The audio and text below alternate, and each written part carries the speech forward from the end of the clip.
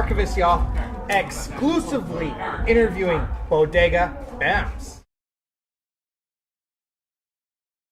Ten boys. And who is the barrio's finest by any means, Bodega Bamz?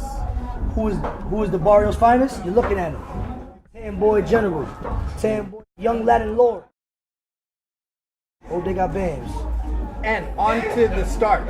For hearing Tupac's greatest hits, Dear Mama and Strictly For My, what brought you out of Spanish Harlem? Brought me on to Spanish Harlem. The women. Shout out to the women, man. I get out of Spanish. When I get out of Spanish Harlem, I go to other boroughs for the women. Nice pussy. And writing since 14, rapping since 21, and NYC's Icy on 116th Street, share some of your early moments coming up to be an inspiring rapper. Ballin, you know what I'm saying, Spanish Harlem. Definitely the Ice, definitely the Coco Chetty Mango man on 116th 3rd Avenue. He's been there for 25 years. He the man out there. He still know me by my government name. Give me the discounts on the Ices and all that. I get Rainbow and Coco. And True Life called it out years ago. The New York now. You're now involved in it. Who would have known? Elaborate more about it, when it popped off, and what it has done for the boroughs. I think the fact that there's a new New York is separating us from the old New York. Not to say that the old New York is dead or is whack. It's just that there's a new crop of niggas who's creating just like they used to. And True Life, who's, you know what I'm saying, he was one of the first, actually he was the first person I ever heard who said New York. You know, I kind of like try to revise that or whatever, you know what I'm saying? And, you know, you got Flatbush, you got ASAP, you know what I'm saying? You got a whole bunch of crop niggas who's coming from New York, from every borough. And we the New York, man. We just creating, we pushing the envelope. You know what I'm saying? And the bodegas in the area of the Spanish Harlem, any specialty items sold here? You know, definitely in your common corner store, you get the Lucy's. You know what I'm saying? They boost up the price. It used to be 50 cents, now it's 75 cents. You only get it from the Arabs. You can't get it from the Latinos. You know what I'm saying? I can't tell you what stores. You know what I mean? That's some dry snitching shit. But there's definitely one of the most famous bodegas in Spanish Harlem. It's called Haji's. Everybody done been there, from DMX, from the whole Dipset, from us, from everybody across New York. You know about that bodega in Manhattan, in Spanish Harlem. It's called Haji's. They make the best chopped cheese. I don't know if y'all motherfuckers ever ate chopped cheese. Chopped cheese is a motherfucking hamburger. You ever ate chopped cheese? It's like steak and cheese, but it's hamburger meat. You know what I'm saying? So it's a real delicate ingredient that you have to eat. You know what I'm saying? You might have to take a shit afterwards. You know what I'm saying? It leaves you with the like eating the what the burgers called? White Castle. It got that kind of after effect, but it's good as shit, man, when you high and you drunk.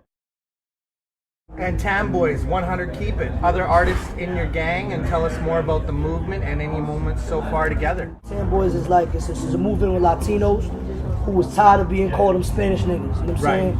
I made a home for Latinos all across the nation who rep their culture correctly. And that's what it is. I mean, I'm the only artist in Ten Boys at the moment, you know what I'm saying? Ola's the mastermind behind it. Ola's the engine that moves everything.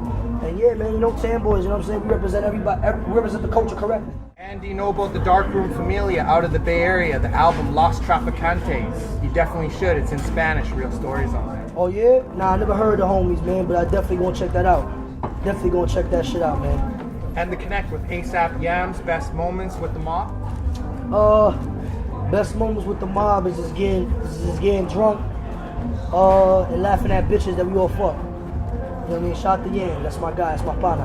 And Strictly For My Poppies, featuring Joel Ortiz and production from Alchemist. How has it gone? Dear non-believers. Alchemist, a legend. You know, I was happy to get a beat from him. That was a blessing, you know what I'm saying? I grew up Alchemist fan. That was one of the producers that I really wanted to work with, and I got the opportunity to do that. Alchemist is the homie. Joel T's the homie, you know what I'm saying?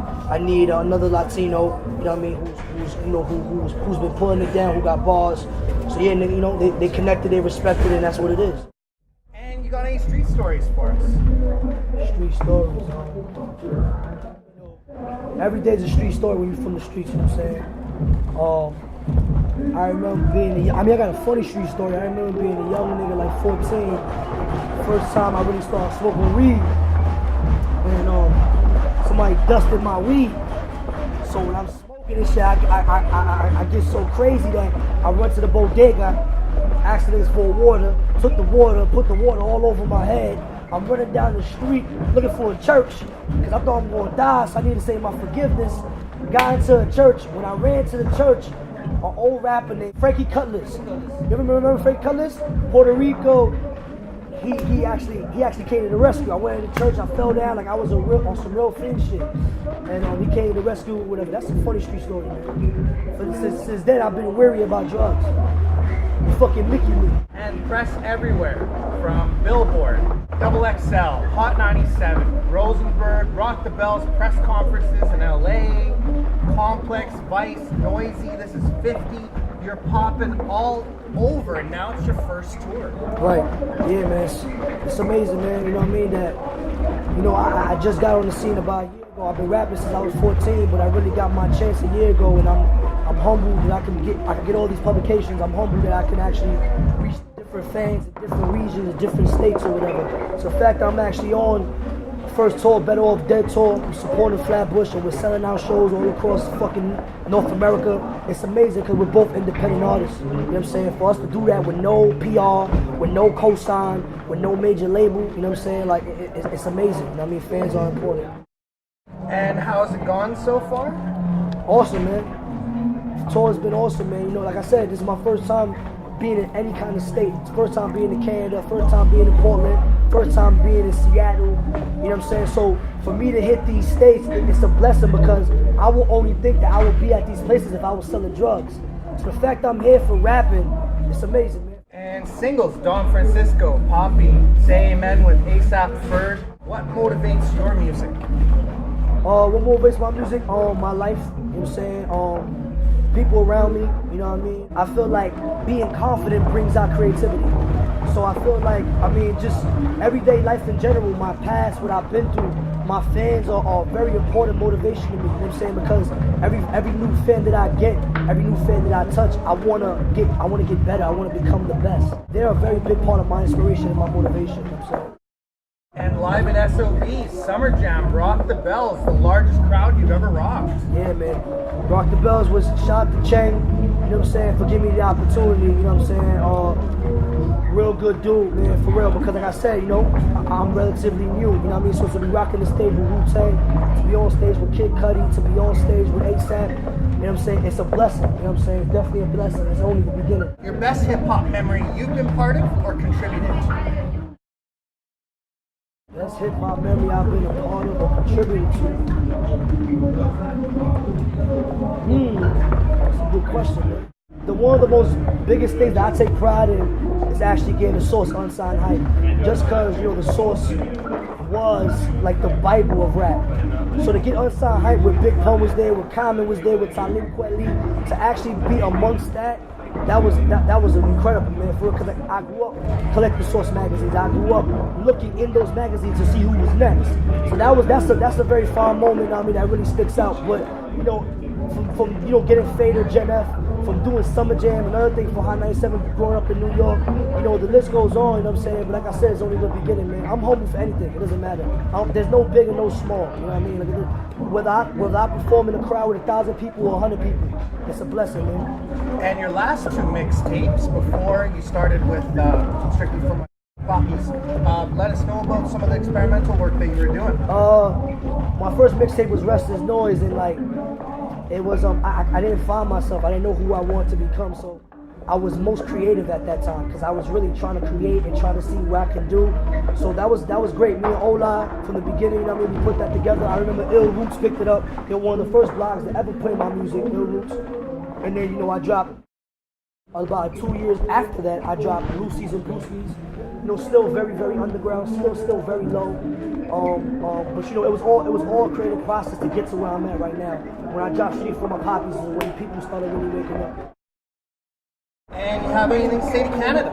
Yeah. Thank you for everybody in motherfucking Canada, man, from Montreal, from Toronto to fucking Vancouver, to all across motherfucking Canada. I don't fuck with the border in Canada. The border's kind of sketchy. You know what I'm saying? Like, they look at me like I'm a young drug dealer and I'm about to pollute the whole Canada. But other than that, man, the people is amazing. The women are beautiful. The food is great. You know what I'm saying? It's clean out here. You know what I mean? Fuck Canada. I've been here one time before, when I was 10 years old. I went to Niagara Falls, though. But other than that, man, it's great. And your next project, let us know what's next. Man, next is the world, bro. Next is the world, man. Like, project is getting worked on, new videos is coming out, and we just trying to take over the world, man. Nothing more, nothing less. And you got any shouts? Shout out to the 10 boys, you know what I'm saying? Shout out to my hood, Spanish Harlem. Shout out to Ola. Shout out to King Ace. Shout out to 10 Boy Rubio. Shout out to BC Clecca. Shout out to the whole 10 boys, the whole movement. Shout out to my bro Siegel. Shout out to my bro Luca Brasi. You know what I mean? Just shout out to all the 10 boys and all the Latinos worldwide who were voiceless until I came on the scene, who appreciate what I do for pushing the culture forward and who rep it right. Shout out to everybody who rep it right and everybody who's a proud and powerful individual. And shouts to Ola and Flatbush Zombies and Bodega Bamz, and this is the Archivist, and you already know the name, y'all. Shout out to the Archivist too, dope guy. Definitely shout out to my brothers Flatbush Zombies. That goes without saying. It's always a shout out.